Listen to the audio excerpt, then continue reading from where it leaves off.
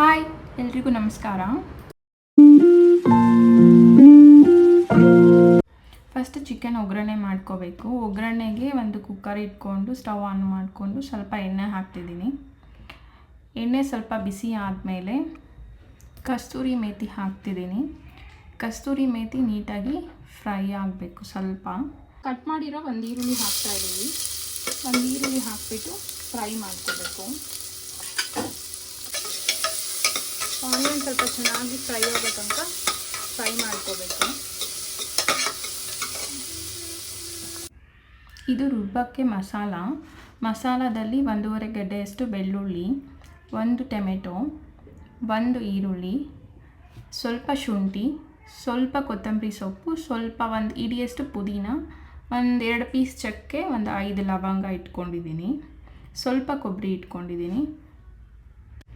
ಈಗ ಮಿಕ್ಸಿ ಜಾರ್ಗೆ ಕೊಬ್ಬರಿ ರುಬ್ಬಕ್ಕೆ ಮಸಾಲ ಏನೇನು ಇಟ್ಕೊಂಡಿದ್ವಿ, ಪುದೀನ, ಕೊತ್ತಂಬರಿ ಸೊಪ್ಪು, ಬೆಳ್ಳುಳ್ಳಿ, ಟೊಮೆಟೊ, ಈರುಳ್ಳಿ, ಚಕ್ಕೆ, ಲವಂಗ, ಶುಂಠಿ ಇದೆ.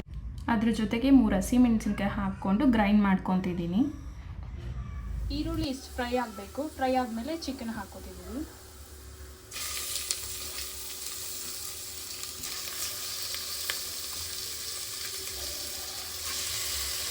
ಈಗ ಅರಿಶಿನ ಹಾಕೋತಿದ್ದೀವಿ. ಚಿಕನ್ಗೆ 1/4 ಸ್ಪೂನಷ್ಟು ಅರಿಶಿನ ಹಾಕೋತಿದ್ದೀವಿ. 1/4 ಸ್ಪೂನ್ ಉಪ್ಪು ಹಾಕೋತಿದ್ದೀವಿ. ಆಮೇಲೆ ಬೇಕಾದರೆ ನೋಡಿಕೊಂಡು ಹಾಕ್ಕೋಬೋದು ಉಪ್ಪು. ಸೊ ಈಗ ಚೆನ್ನಾಗಿ ಮಿಕ್ಸ್ ಮಾಡಬೇಕು. ಅದು ಉಪ್ಪು ಅರಿಶಿನ ಎಲ್ಲ ಚೆನ್ನಾಗಿ ಹಿಡ್ಕೋಬೇಕು. ಚೆನ್ನಾಗಿ ಚಿಕನ್ಗೆ ಉಪ್ಪೆಲ್ಲ ಹಿಡ್ಕೊಂಡಿದ್ದಾದಮೇಲೆ ಮಸಾಲ ಹಾಕ್ಕೋಬೇಕು. ಸೊ ಇದು ಒಂದು 10 ಮಿನಿಟ್ಸ್ ಹಾಗೆ ಬಿಟ್ಟೋಣ. ಚಿಕನ್ಗೆ ಈಗ ನೀಟಾಗಿ ಉಪ್ಪೆಲ್ಲ ನೀಟಾಗಿ ಹಿಡ್ಕೊಂಡಿದೆ. ಈಗ ಮಸಾಲ ಹಾಕ್ತಿದ್ದೀನಿ ನಾನು.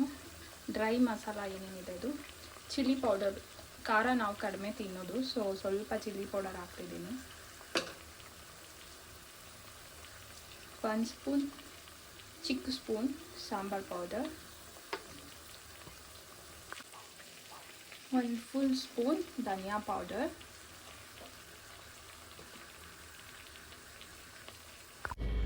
ಅರ್ಧ ಸ್ಪೂನಷ್ಟು ಗರಂ ಮಸಾಲ ಹಾಕ್ಕೋತಿದ್ದೀನಿ.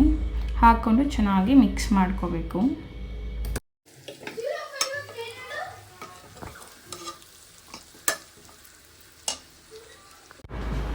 ಈಗ ಇದಕ್ಕೆ ರುಬ್ಬಿರೋ ಮಸಾಲ ಏನಿತ್ತು ಅದನ್ನು ಹಾಕ್ಕೋತಿದ್ದೀನಿ.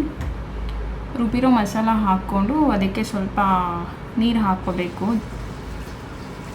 ಸ್ವಲ್ಪ ನೀರು ಹಾಕ್ಕೋತಿದ್ದೀನಿ. ಸಾಂಬಾರು ಕನ್ಸಿಸ್ಟೆನ್ಸಿಗಿಂತ ಸ್ವಲ್ಪ ಗಟ್ಟಿ ಇರಬೇಕು. ಈಗ ಉಪ್ಪೆಲ್ಲ ಕರೆಕ್ಟ್ ಇದೆಯಾ ನೋಡಿಕೊಂಡು ಉಪ್ಪು ಬೇಕಾದರೆ ಇನ್ನು ಸ್ವಲ್ಪ ಹಾಕಿಬಿಟ್ಟು ಚೆನ್ನಾಗಿ ಮಿಕ್ಸ್ ಮಾಡಿಬಿಟ್ಟು ಕುಕ್ಕರ್ ಲಿಡ್ನ ಕ್ಲೋಸ್ ಮಾಡಿ 1 ವಿಷಲ್ ಕೂಗಿಸ್ಕೋಬೇಕಾಗುತ್ತೆ. ಪ್ರೆಷರೆಲ್ಲ ಹೋಗಿ ಕುಕ್ಕರ್ ತಣ್ಣಗಾಗಿದ್ದಾದಮೇಲೆ ಕುಕ್ಕರ್ ಓಪನ್ ಮಾಡ್ತಿದ್ದೀನಿ. ಚೆನ್ನಾಗಿ ಕುಕ್ ಆಗಿದೆ. ಈ ಗ್ರೇವಿ ಈಸಿಯಾಗಿ ಕುಕ್ ಮಾಡ್ಕೊಬೋದು. ಒಂದು 10 ಮಿನಿಟ್ಸಲ್ಲೇ ಎಲ್ಲ ರೆಡಿ ಮಾಡಿಕೊಂಡ್ರೆ 10 ಮಿನಿಟ್ಸಲ್ಲೇ ಆಗಿಬಿಡುತ್ತೆ. ಅನ್ನಕ್ಕೆ, ಚಪಾತಿಗೆ, ಪೂರಿಗೆ ಎಲ್ಲದಕ್ಕೂ ಚೆನ್ನಾಗಿರುತ್ತೆ. ನಾನಿಲ್ಲಿ ಅನ್ನದ ಜೊತೆ ಸರ್ವ್ ಮಾಡ್ತಾಯಿದ್ದೀನಿ. ಈ ರೆಸಿಪಿ ನಿಮ್ಗೆ ಇಷ್ಟ ಆಗಿದ್ದರೆ ನೀವು ಟ್ರೈ ಮಾಡಿ. ವಿಡಿಯೋ ಇಷ್ಟ ಆಗಿದ್ದರೆ ಲೈಕ್ ಮಾಡಿ, ಕಮೆಂಟ್ ಮಾಡಿ, ಶೇರ್ ಮಾಡಿ, and please do subscribe to my channel. Thank you.